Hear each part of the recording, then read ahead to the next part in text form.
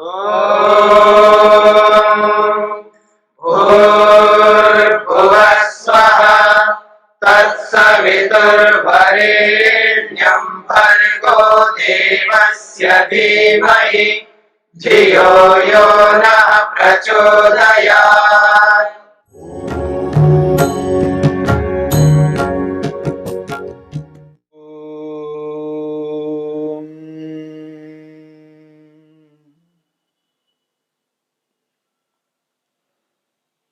जप की विधि में हम यह विचार कर रहे हैं ईश्वर की अनुभूति किस प्रकार करनी है। जब ओम का उच्चारण करते हैं, उस ओम के अर्थ को जब अनुभव कर रहे होते हैं, उस अर्थ को एहसास कर रहे होते हैं, उस स्थिति में प्रभु की उपस्थिति को स्वीकार करना है।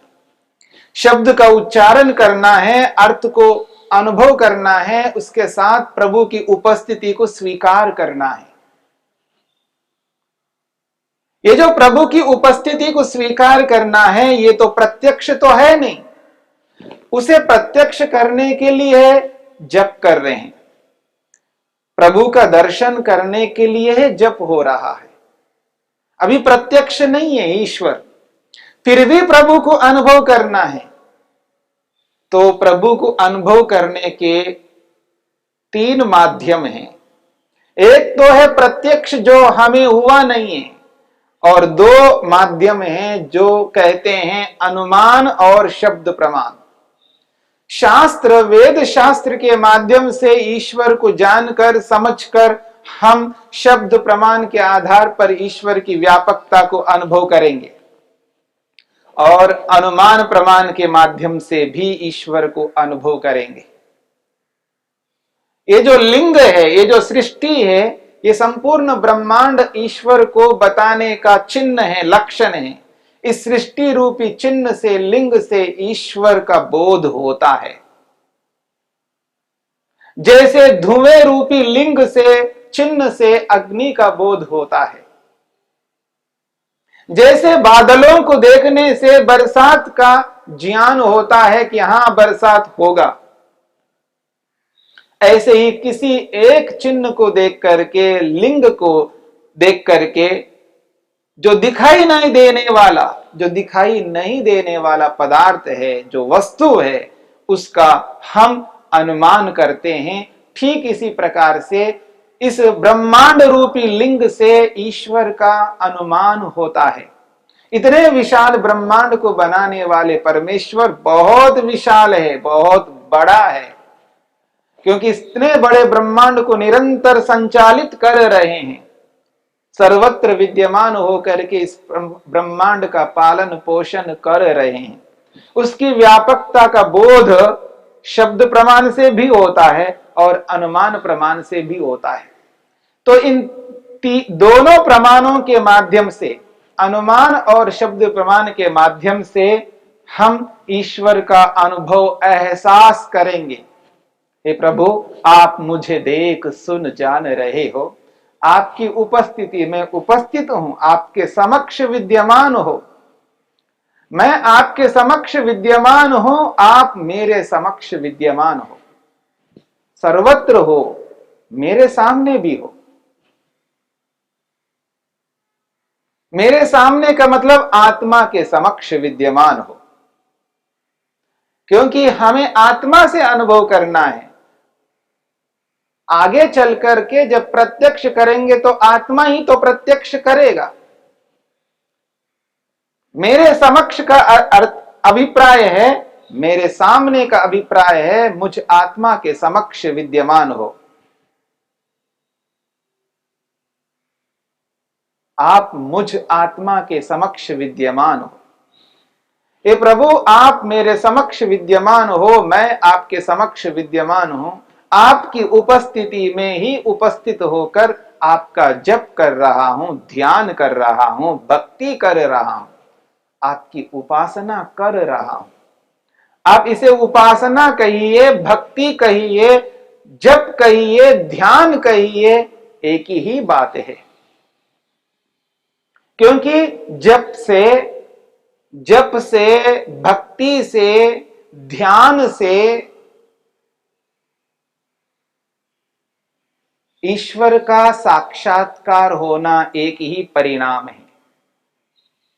अब जप कहो तो जप का परिणाम ईश्वर दर्शन है, ध्यान कहो उसका भी परिणाम ईश्वर दर्शन है, भक्ति कहो और उपासना कहो, इन सब का अंतिम परिणाम तो ईश्वर ही है।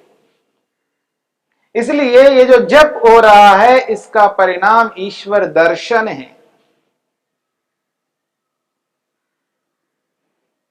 तस्य वाचकः प्रणवः, उस परमपिता परमेश्वर का नाम प्रणव है, ओम है। उस ओम का जप करना, तज्जपस तदर्थ भावनम, उस ओम का जप अर्थ के साथ में करना, अर्थ को अनुभव करते हुए करना और उस प्रभु की उपस्थिति को स्वीकार करना है। तो ओम का जप कर सकते हैं। महर्षि वेदव्यास ने जप की परिभाषा करते हुए वो स्पष्ट करते हैं, प्रणवादि पवित्राणाम जपः। ये जो प्रणव है और प्रणव के बाद में उन्होंने आदि शब्द जोड़ा है, और आदि से हम उन सारे शब्दों को ले सकते हैं जिन शब्दों से परमेश्वर को संबोधित किया जाता है। ओम शब्द से संबोधित किया जाता है, न्यायकारी शब्द से संबोधित किया जाता है, आनंद शब्द से संबोधित किया जाता है, सर्वरक्षक शब्द से संबोधित किया जाता है। बहुत सारे शब्द हैं, ईश्वर के अनंत शब्द हैं, ईश्वर को संबोधित करने के लिए अनंत शब्द हैं। अनंत शब्दों से हम संबोधित नहीं कर पाएंगे, हम तो शांत हैं, हम सारे शब्दों का प्रयोग नहीं कर सकते हैं, लेकिन जितने भी शब्दों का प्रयोग कर सकते हैं उन शब्दों के माध्यम से जो शब्द सीधा सीधा ईश्वर के स्वरूप को आसानी से हमें एहसास करा दें, ऐसे शब्दों का प्रयोग हमें करना है। साक्षात ओम का तो प्रयोग करना ही करना है, इसके अतिरिक्त न्यायकारी शब्द को लेकर के, सर्वव्यापक शब्द को लेकर के, सर्वरक्षक शब्द को लेकर के, सत्य शब्द को लेकर के, ज्ञान शब्द को लेकर के हम जप कर सकते हैं। केवल सत्यम, सत्यम शब्द को बोल करके भी ईश्वर को समझ सकते हैं, जप कर सकते हैं। ज्ञानम शब्द का प्रयोग कर सकते हैं। सत्यम ज्ञानम अनंतम ब्रह्म, सत्यम ज्ञानम अनंतम ब्रह्म, उपनिषदकार ने इन शब्दों का प्रयोग किया है। सत्य शब्द से, ज्ञान शब्द से, अनंत शब्द से और ब्रह्म शब्द से भी हम परमेश्वर का जप कर सकते हैं इन शब्दों के माध्यम से। अथवा और कोई शब्द आपको लगता है उस शब्द से भी आप जप कर सकते हैं। जैसे ओम को लेकर के हमने जप को समझने का प्रयत्न किया है, ऐसे ही सर्वव्यापक शब्द, सर्वव्यापक शब्द को भी हमें समझना है। यानी सर्वव्यापक शब्द भी बोल सकते हैं अथवा ओम उच्चारण करके ओम के अर्थ को सर्वव्यापक के रूप में भी अनुभव कर सकते हैं। जैसे ओम बोल करके सर्वरक्षक की स्थिति को अनुभव किया है, ऐसे ओम बोल करके न्यायकारी स्थिति को भी अनुभव कर सकते हैं। ओम बोल करके सर्वव्यापक को भी अनुभव कर सकते हैं। ओम बोल करके आनंद को भी अनुभव कर सकते हैं, क्योंकि ये सारे के सारे ईश्वर को बताने वाले शब्द हैं।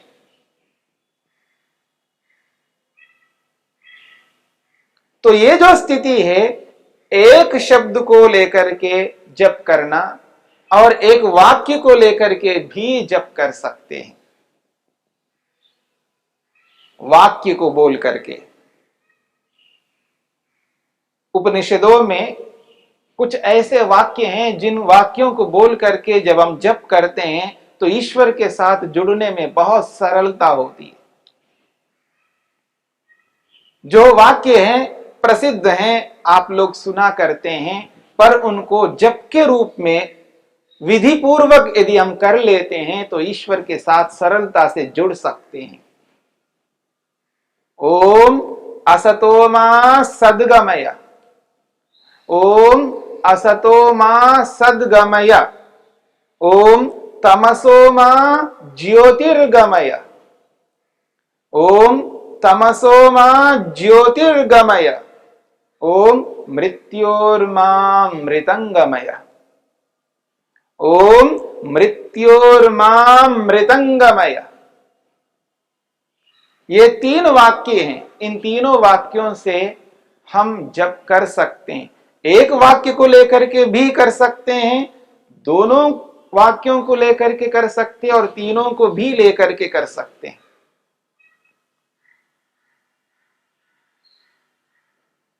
यदि इन वाक्यों को लेकर के हम जप करेंगे, उस स्थिति में अर्थ को छोड़ना नहीं है, अर्थ सदा जोड़ के रखना है। जब ओम का उच्चारण करते हैं तो उस उच्चारण के साथ जैसे अर्थ को हम लेकर के चले हैं और प्रभु की उपस्थिति को लेकर के चले हैं, उसी प्रकार ओम असतो मा सद्गमय, जैसे ये बोलेंगे तो इसके अर्थ को भी एहसास करना, अनुभव करना और प्रभु की उपस्थिति को भी स्वीकार करना।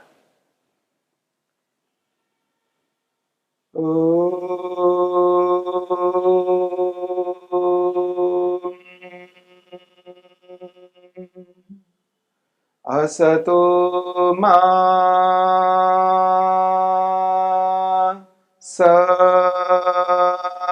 सद्गमय। हे सत्य सिंधु, सत्यमानी, सत्यकारी परमपिता परमेश्वर, आप सत्य स्वरूप हो। असतो असत्य से छुड़ाकर मां मुझ आत्मा को सद सत्य की ओर गमय ले चलो प्रभु, ले चलो। असत्य आचरण कर करके आपके दर्शनों से वंचित रहा हूं प्रभु। आप सत्य स्वरूप हो, अविनाशी हो, सदा सत्य करने वाले हो, सत्य मानने वाले हो, सत्य बोलने वाले हो। आप सत्यमानी, सत्यवादी, सत्यकारी हो। आपकी कृपा से मैं भी सत्यमानी, सत्यवादी, सत्यकारी बनूं। ओम हे सत्य सिंधो, असतो असत्य से छुड़ाकर मां मुझ आत्मा को सद सत्य की ओर गमया ले चलो प्रभु, ले चलो।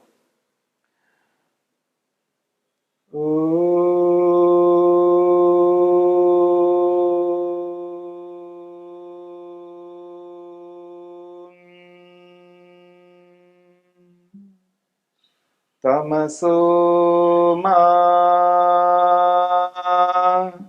ज्योतिर्गमय।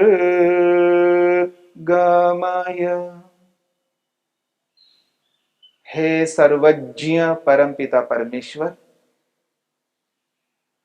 तमसो अज्ञान, मोह, मूर्खता, अविद्या रूपी तमस से छुड़ाकर मां मुझ आत्मा को ज्योति ही, ज्ञान, विवेक, वैराग्य, विद्या रूपी ज्योति की ओर गमया ले चलो प्रभु, ले चलो। इसी मूर्खता से, अज्ञानता से, अविद्या से ग्रस्त होकर असत्य आचरण करता आया हूं प्रभु। ये जगदीश्वर, अब मैं उस असत्य आचरण को त्याग करना चाहता हूं। ओम हे सर्वज्ञ परमपिता परमेश्वर, तमसो अज्ञान, मोह, मूर्खता, अविद्या रूपी तमस से छुड़ाकर मां मुझ आत्मा को ज्योति ही, ज्ञान, विवेक, वैराग्य, विद्या रूपी ज्योति की ओर गमया ले चलो प्रभु, ले चलो। आप मुझे देख सुन जान रहे हो, आपकी उपस्थिति में उपस्थित हूं प्रभु, उपस्थित हूं।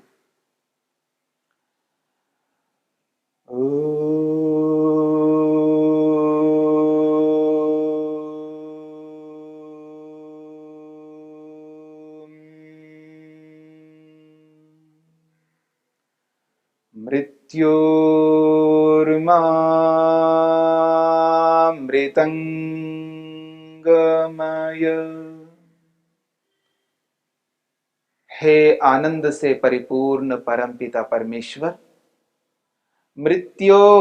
मृत्यु आदि समस्त दुखों से छुड़ाकर मां मुझ आत्मा को अमृतम आनंद रूपी मोक्ष रूपी अमृत की ओर गमया ले चलो प्रभु, ले चलो।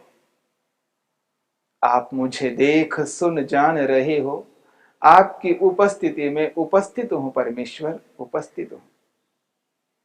नाना प्रकार के दुखों से ग्रस्त हूं प्रभु, ये मेरे दुख मुझसे दूर हो प्रभु। आप ओम आनंद से परिपूर्ण हो।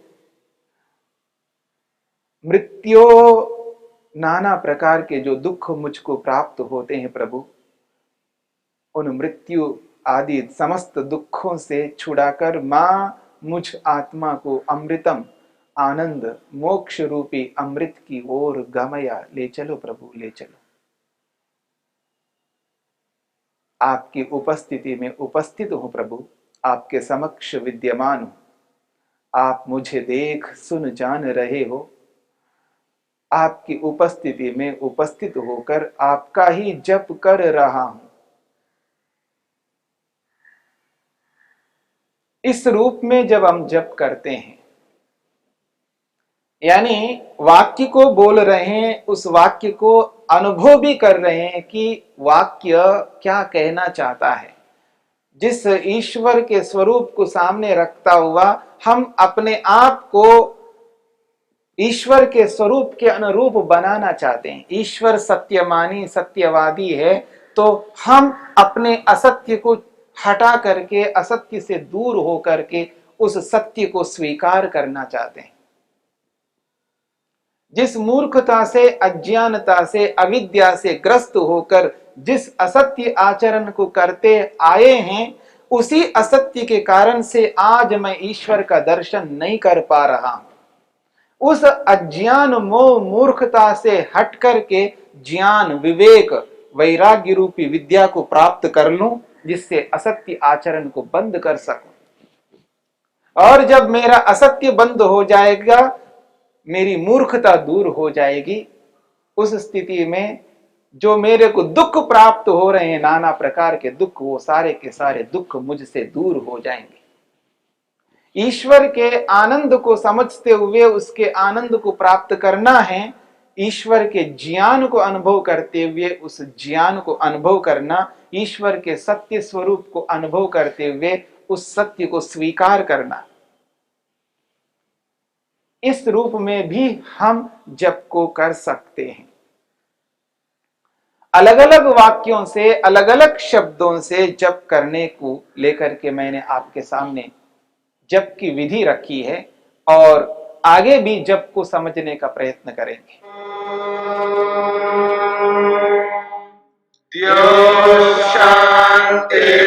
शांतिरंतरिक्षं शांति पृथिवी शांतिरापः शांतिरोषधयः शांतिः वनस्पतयः शांतिर्विश्वे देवाः शांतिर्ब्रह्म शांति सर्वं शांति शांतिरेव शांति क्षमा शांतिरेधि। ओम शांति शांति शांति।